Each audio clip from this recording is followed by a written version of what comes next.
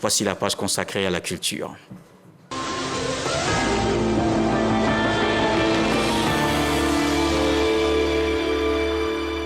Et bientôt un palais de la culture à la hauteur de toutes les attentes à Abidjan, un plan stratégique de 3 ans initié par le conseil de gestion. Cet endroit veut se réinventer et rester le lieu privilégié pour tous les rendez-vous artistiques de la capitale économique. Khalil Diomandé. Dans un environnement socio-culturel où la concurrence devient de plus en plus rude, le palais de la culture Bernard Belin-Dadier de Treichville veut se réinventer, accroître sa notoriété et surtout ses parts de marché. Le conseil de gestion, sous la houlette du ministère de la Culture, planche donc sur un plan d'action stratégique 2025-2027. Aujourd'hui, plus que jamais, il est essentiel de travailler main dans la main pour que le palais de la culture continue à être un espace d'épanouissement culturel, de création et d'échange pour toute la population ivoirienne sans exception. Le nouveau plan d'action triennal prend en compte les défis actuels que doit relever le palais de la culture, sa gouvernance et les priorités pour les 3 prochaines années. Ce plan d'action stratégique trace la voie à suivre pour renforcer le rôle du palais de la culture dans le paysage culturel national. Il met en exergue des actions concrètes pour moderniser nos infrastructures pour que nous puissions avoir des recettes optimales. Et j'espère que nos travaux seront fructueux et que le palais de la culture a une boussole digne de lui. 25 ans aujourd'hui que le palais de la culture offre ses services aux acteurs de l'industrie culturelle et créative avec ses 7 salles, dont la salle à Noumabo et ses 4000 places. La commune de Cocody a récemment abrité la 4e édition du Salon du cinéma au féminin, une plateforme d'expression pour des talents passionnés du 7e art. Elles doivent être accompagnées pour se frayer un chemin. Professionnels et spécialistes ont donc mené des réflexions. Serge Parcom Didier Nguessan. Des professionnels de l'industrie cinématographique réfléchissent sur l'industrialisation du cinéma en Côte d'Ivoire à l'occasion de la 4e édition du Salon du cinéma au féminin, plateforme de valorisation des talents féminins dans le 7e art. Le salon a été créé pour accompagner les jeunes, surtout les jeunes filles qui débutent leur carrière dans le milieu du cinéma. Nous les accompagnons à mieux se positionner de manière professionnelle. Le thème d'aujourd'hui nous interpelle. Il est très important d'avoir ce genre de rencontre-là parce que l'industrialisation va justement se faire grâce à tous ces films qui passent à la NISA. Aujourd'hui, il y a des femmes derrière la caméra, des femmes réalisatrices. Nous créons des plateformes comme ce salon pour former, pour informer, pour débattre des sujets qui nous importent. Cette rencontre est le cadre des réflexions sur les enjeux du cinéma, notamment son modèle économique, l'industrialisation du secteur et le cadre législatif. Tous ces panels auxquels nous avons assisté nous ont un peu situés sur les nouveaux enjeux plutôt de l'industrialisation du cinéma. Tous ces textes que nous avons un peu épluchés nous ont montré ce qui se fait ailleurs, certes, et ce que nous pourrons faire encore mieux. C'est la raison pour laquelle justement Madame la ministre a créé cette commission du film, cette commission qui permet de capter tous ceux qui veulent venir tourner. Le pitch au féminin, des hommages à des talents du cinéma, ont animé cette 4e édition du Salon du cinéma au féminin. Nous retrouvons notre invité de la page culture, Dr Paul Dakuyo, qui est député de Boaké Commune et enseignant à l'université Alassane Ouattara, auteur de l'œuvre Alassane Ouattara, l'homme de la rupture. Rebonsoir et bienvenue à la page culture. Docteur, vous le savez puisque vous l'avez mentionné dans votre référence bibliographique, plusieurs personnes, des personnalités ont écrit sur Alassane Ouattara. N'est-ce pas un livre de trop? Bonsoir. Avant tout propos, j'aimerais remercier le DG de la RTI qui nous a permis de nous exprimer ce soir. Alors, un livre de trop, pas du tout, parce que c'est une aventure.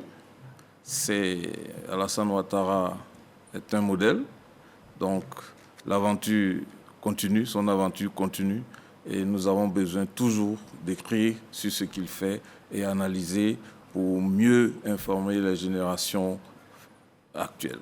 Alors, quel est l'objectif de cet ouvrage? Vous voulez susciter un débat, vous voulez informer, vous voulez changer la perception des lecteurs sur la gouvernance Alassane Ouattara? Qu'est-ce que vous visez à travers cette publication? Tout à fait, c'était pour 2 axes possibles. 2 axes. Premièrement, dire aux Ivoiriens qu'il faut lire les actions du président en tenant compte de certaines variables, dont la solidarité qui est autour, la vision du développement du pays et surtout l'humanisme qui traverse tout ce qu'il fait. Et le deuxième axe, c'est de dire aux Ivoiriens que c'est un modèle à suivre. D'accord, on va regarder donc ce que Sèche pas comme Didi en dit dans cet élément et on se retrouve juste après.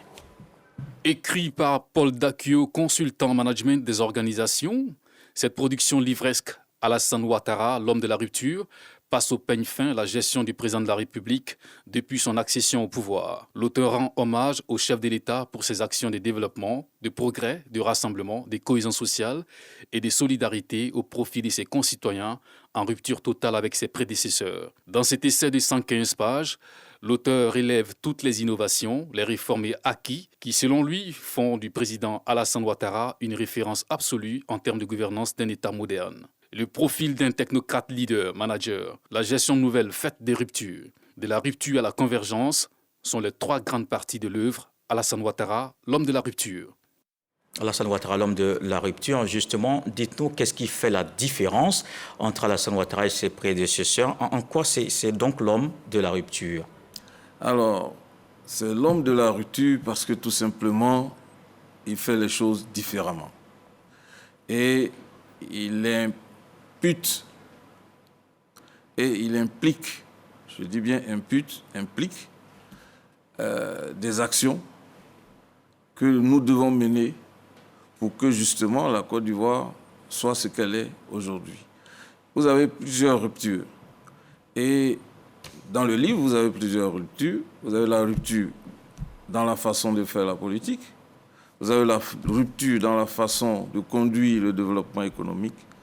Et vous avez enfin la rupture de conduire la cohésion sociale. Mais ces ruptures ne sont pas les seules. Ces ruptures sont matérialisées par quoi? Sont matérialisées. Je prends un seul exemple. Vous prenez la promotion de la femme. C'est le président qui a fait de la femme aujourd'hui, qui a valorisé la femme aujourd'hui. Vous voyez dans les élections, par exemple, le président a exigé que dans chaque conseil municipal ou dans chaque conseil régional, il faut qu'il y ait autant de femmes, une parité de femmes. Et ça, la femme est valorisée. Et vous avez aussi, au niveau du mariage, vous voyez, il a réformé le code du mariage. Ce qui fait que la femme aujourd'hui est aussi maître chef de famille autant que l'homme. Voici des ruptures très pratiques que l'Ivoirien peut découvrir dans le livre. Et en tant qu'économiste, évidemment, vous-même, enseignant à l'université, à l'UFR des sciences de gestion, cette rupture, c'est vrai, elle est au niveau social, au niveau culturel et surtout économique, puisque ça vous intéresse directement. Justement, parce que quand il a pris le pouvoir en 2011, il a sorti une phrase, « La Côte d'Ivoire va étonner ». Et c'est cet étonnement qui a suscité même l'écriture du livre.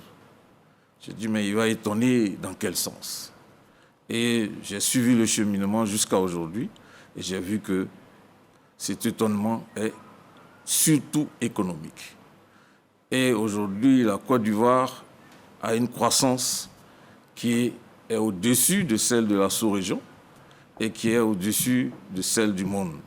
Et elle a mis la Côte d'Ivoire sur le toit du monde aujourd'hui. Et vous avez vu que tous les investisseurs, tous les agrégats macroéconomiques sont verts. Ça fait que les investisseurs ont confiance à la Côte d'Ivoire. Et je pense que son objectif de faire de la Côte d'Ivoire un pays émergent se fera grâce à lui. Et c'est pourquoi, justement, vous avez beaucoup d'Ivoiriens qui demandent encore qui conduisent le navire ivoire vers cette émergence. Oui, justement, puisque vous en parlez, dans la troisième partie, à la page 75 de la rupture à la convergence de vous, et vous dites qu'il sera très difficile pour celui qui viendra après, Alassane Ouattara. Pourquoi? Comment? Pourquoi? Parce que tout simplement, c'est un homme multidimensionnel. Et celui qui viendra, il faudra qu'il le surpasse. Et ce ne sera pas facile. Et donc, ce qu'il devra faire, c'est de suivre ce modèle, faire ce qu'il a fait pour progresser et faire avancer la Côte d'Ivoire. En tant qu'universitaire, pensez-vous qu'il existe des expériences de gouvernance que les futurs leaders, qu'ils soient en Côte d'Ivoire ou même sur le plan africain, peuvent suivre? Il y a des futurs leaders et il y a des leaders passés qu'on peut suivre.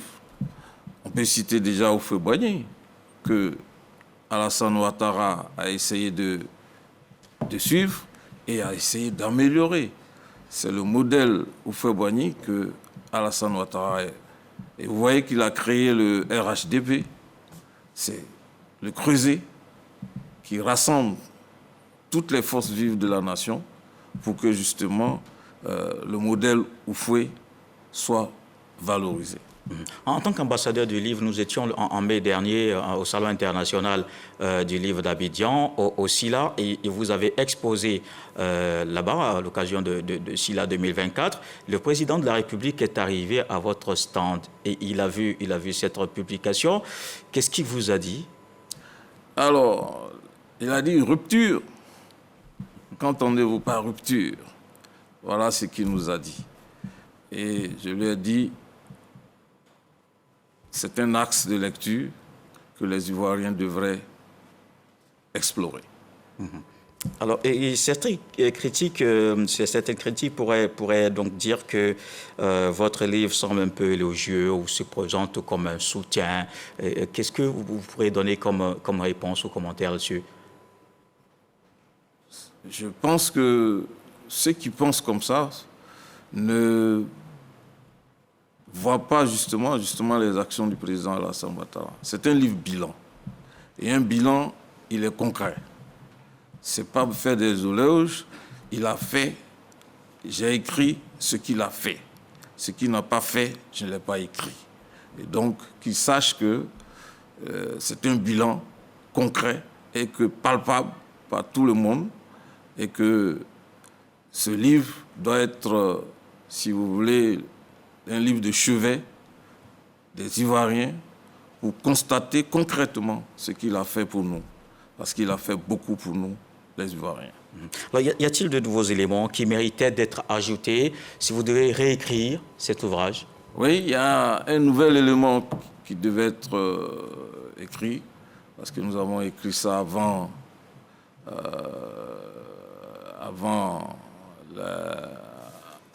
cet événement. C'est le fait d'avoir réussi à le dialogue politique avec les partis politiques de Côte d'Ivoire.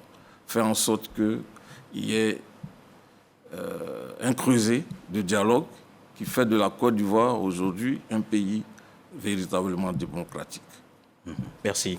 Merci, docteur Paul Dakouyo, auteur de l'œuvre Alassane Ouattara, l'homme de la rupture, l'invité de la page culture ce soir. Prochaine étape, peut-être un autre ouvrage, parce que vous êtes à votre troisième publication. Nous sommes à notre troisième publication. La première, c'était un recueil de poèmes négroïdes publié aux éditions Silex à Paris dans les années 88. Et le deuxième, c'était un manuel pour les étudiants sur l'essentiel du management de la force de vente en 2017. Et puis le troisième, qui est Alassane Ouattara, l'homme de la rupture, qui est un essai politique, un essai. Je suis devenu essayiste avec ça. Alors, il y a d'autres ouvrages dans le pipe que D'accord. On va lire comme on a lu les 3 autres que vous avez publiés. Merci. Docteur Paul Dakuyo, invité de la page culture, Alassane Ouattara, l'homme de la rupture. C'est votre ouvrage de 115 pages aux éditions SIM Éditions. Merci. Et vous restez avec nous dans terminer ce journal donc, qui est terminé. Merci de l'avoir suivi. Retour de l'actualité 23h. Et ce soir, le sage nous apprend que les résidus dans le miel n'entachent pas le goût. Dieu le voulant, on se retrouve demain.